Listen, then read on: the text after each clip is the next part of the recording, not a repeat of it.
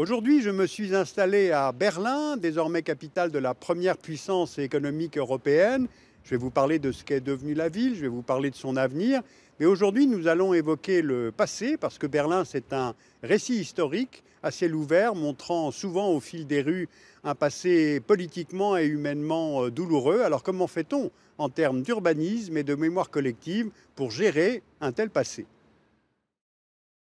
Berlin est ici, à l'extrême est de l'Allemagne, et l'histoire du pays et celle de la ville sont intimement liées, car dès la formation de l'Empire allemand en 1871, Berlin devient capitale de l'Empire. À partir de 1918, elle est capitale de la République de Weimar. Berlin devient ensuite capitale du Troisième Reich de 1933 à 1945.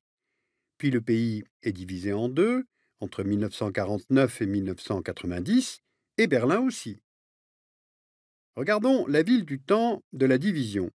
Berlin-Est est alors capitale de la République démocratique allemande, alliée de l'URSS, tandis que Berlin-Ouest est administrée par les Alliés et politiquement rattachée à la République fédérale d'Allemagne. Fin 1990, l'Allemagne est réunifiée et les deux parties de la ville aussi.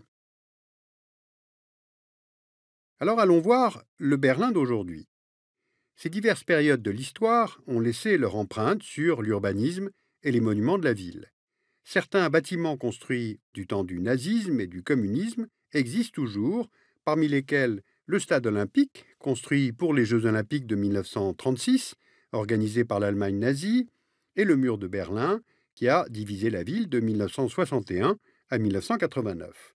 Alors dans le passé, les autorités en place ont souvent été tentées de détruire ce patrimoine qui peut être embarrassant, pour effacer les traces de l'oppression et de la violence, pour marquer nettement la victoire d'un régime sur un autre. Alors prenons l'exemple du château de Berlin. Il a été construit au XVe siècle pour accueillir la dynastie des Hohenzollern, dont certains membres ont été rois de Prusse et empereurs d'Allemagne. Les Hohenzollern occupent le château jusqu'à la chute de l'Empire allemand en 1918, qui marque la fin du règne de cette dynastie en Allemagne. Après la Seconde Guerre mondiale, le château, très endommagé par les combats, se trouve dans Berlin-Est, en RDA, et les autorités est-allemandes décident de le détruire pour se débarrasser d'un symbole de l'Allemagne impériale et faire de Berlin-Est une ville socialiste. À la place est construit en 1976 le Palais de la République, siège du Parlement, lieu culturel, et qui rencontre un certain succès auprès de la population de Berlin-Est. Après la réunification, le Bundestag, la chambre basse du Parlement allemand, décide que le palais doit être détruit pour laisser place à une reconstruction partielle du château de Berlin qui prendra le nom de Humboldt Forum. Cette décision marque en somme la fin de l'expérience communiste à Berlin, à la fois d'un point de vue symbolique, mais aussi politique et urbanistique. Sauf que cette décision a rencontré une forte opposition de la part de la population de Berlin-Est, qui a alors le sentiment que son identité, liée en partie à la RDA, est remise en cause et finalement menacée par la réunification. Vous voyez sur cette image un tag qui, ironiquement, affirme « La RDA n'a jamais existé ». Il dénonce ainsi la destruction de tout ce qui rappelle la RDA. Cette réaction traduit aussi une certaine nostalgie de la population à l'égard de la RDA, qu'on a appelée aussi parfois nostalgie. Bien, on le mesure, la destruction du patrimoine historique n'est pas toujours souhaitable ou même souhaitée. Une partie de ce patrimoine nazi et communiste a donc été conservée, et ce pour plusieurs raisons. Elles peuvent être simplement pratiques ou économiques, comme dans le cas de la Detlev Rohwedder House. Ce bâtiment a été construit en 1936 pour accueillir le ministère de l'Air du Troisième Reich. C'est à l'époque l'un des plus grands bâtiments de Berlin. Les proportions monumentales illustrent bien l'ambition militaire d'Hitler. À la fin de la Seconde Guerre mondiale, une grande partie de la ville de Berlin a été détruite par les bombardements alliés. En 1945, seuls 370 000 logements sont intacts, sur les 1 560 000 qui existaient en 1940. Et le ministère de l'Air est l'un des seuls bâtiments administratifs qui est encore debout. Au moment de la division de Berlin, il se trouve du côté est de la ville, et malgré le symbole évidemment qu'il représente, le bâtiment sera investi par la RDA pour y installer la maison des ministères et sera ainsi dénazifié.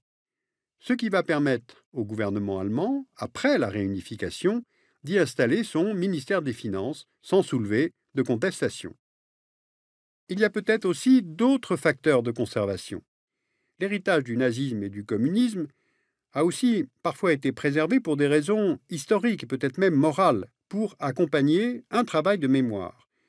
Le meilleur exemple de ce travail, c'est le mur de Berlin. Le 9 novembre 1989, une brèche est ouverte dans ce mur qui sépare l'Est et l'Ouest de Berlin depuis 1961, et afin de reconnecter sans tarder les deux moitiés de la ville, une grande partie du mur est démantelée dès les mois suivants. Aujourd'hui, sur les 155 km de murs qui divisaient Berlin, il n'en reste que 3. Vous voyez ici les principaux tronçons qui restent. Ces restes du mur sont classés monuments historiques depuis le début des années 90 et servent aujourd'hui de mémorial rappelant la division de Berlin. Plusieurs mémoriaux ont été installés à différents endroits du mur en hommage à ces victimes. Et là où le mur a disparu, son tracé est matérialisé par des pavés. L'objectif de ces mémoriaux, c'est de rendre hommage bien sûr aux victimes du mur, mais aussi de s'assurer que cet épisode historique ne va pas tomber dans l'oubli.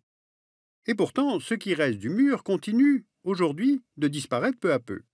Malgré son statut de monument historique, des parties du mur ont été déplacées pour la construction de projets immobiliers.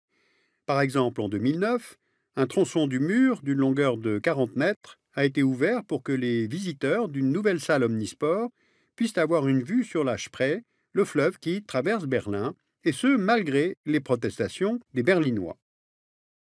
Après la réunification, les restes du mur ont aussi pris une valeur marchande, on les a retrouvés aux quatre coins de la planète. Certains morceaux ont été donnés, vendus à la sauvette, d'autres aux enchères, mais lorsque les monuments existants ne permettent pas de commémorer tous les aspects de l'histoire, ceux qui veulent porter cette mémoire décident d'en construire de nouveaux. Au moment de la réunification de l'Allemagne en 1990, il n'y avait pas de mémorial dédié aux victimes de la Shoah. Par exemple, le musée Topographie de la Terreur, ouvert en 1987, porte plus sur le système de répression nazi que sur les victimes. D'où l'idée de construire un mémorial dédié aux sorts bien spécifiques qu'ont connus les Juifs sous le Troisième Reich. Après des années d'hésitation et de débats, le mémorial aux Juifs assassinés d'Europe voit le jour en 2005. Il n'a pas été placé au hasard dans la ville, puisqu'il se trouve à 200 mètres du bunker dans lequel Hitler s'est donné la mort. Mais ce mémorial ne fait pas l'unanimité, on lui reproche notamment son gigantisme, l'absence de référence aux victimes sur les stèles. Résultat, d'autres initiatives issues de la société civile sont apparues, visant elles aussi à commémorer les victimes du nazisme, mais peut-être de manière plus personnelle, à l'image des Stoppelsteiner. Il s'agit là de petits pavés sur lesquels est gravé le nom d'une victime du nazisme, encastrée sur la chaussée, devant l'ancien domicile de cette victime. Et vous voyez sur cette carte la densité des Stoppelsteiner dans le quartier de Kreuzberg. Pour ses partisans, la discrétion, le caractère individuel de cet hommage semble plus approprié qu'un grand monument qui devient une attraction touristique. Alors si les monuments, l'architecture, l'urbanisme sont un outil pour commémorer l'histoire, ils peuvent aussi permettre de la dépasser, de la surmonter. C'est le message que l'État allemand a voulu faire passer en édifiant le nouveau quartier gouvernemental de Berlin. À la réunification, Berlin redevient la capitale de l'Allemagne et les institutions politiques du pays y font leur retour. Les bâtiments du gouvernement et du Parlement ont été installés de part et d'autre de la Spree, où passait autrefois justement le mur de Berlin. Et là aussi, la symbolique est évidente. Vous voyez maintenant sur cette carte la chancellerie fédérale, où se trouve Angela Merkel, le Reichstag, où siège le Bundestag, l'une des deux assemblées parlementaires allemandes, et les bâtiments accueillant les bureaux des députés et les services du Parlement. Le nouveau quartier gouvernemental symbolise donc la réunification, mais plus encore la réconciliation entre les deux parties de la ville, et le déménagement du Bundestag dans le Reichstag est évidemment symbolique, car ce bâtiment du Reichstag est associé à l'échec de la République de Weimar, puisque l'expérience totalitariste du nazisme avait débuté, on s'en souvient, avec l'incendie du Reichstag en 1933. Vous voyez, l'histoire d'un pays se traduit aussi dans ses monuments et dans son urbanisme. C'est souvent source de discorde ou en tout cas de débat. En tout cas, ce qu'enseigne l'expérience de Berlin, c'est qu'il faut toujours associer la population à ce travail de mémoire collective. D'abord parce qu'il faut digérer un tel passé, mais aussi parce que l'Allemagne et Berlin, ce n'est pas seulement l'histoire des institutions, c'est aussi l'histoire d'une identité nationale. Donc en somme, l'Allemagne et Berlin au cœur de l'Europe et au cœur de l'histoire de notre Europe. Vous pouvez lire The Ghost of Berlin de Brian Ladd. C'est un ouvrage qui étudie les traces de l'histoire dans Berlin et les enjeux que soulève la présence de ce très lourd patrimoine historique. Vous pouvez lire le roman Seul dans Berlin de Hans Fallada, en langue allemande bien sûr, mais aussi en langue française aux éditions de Noël.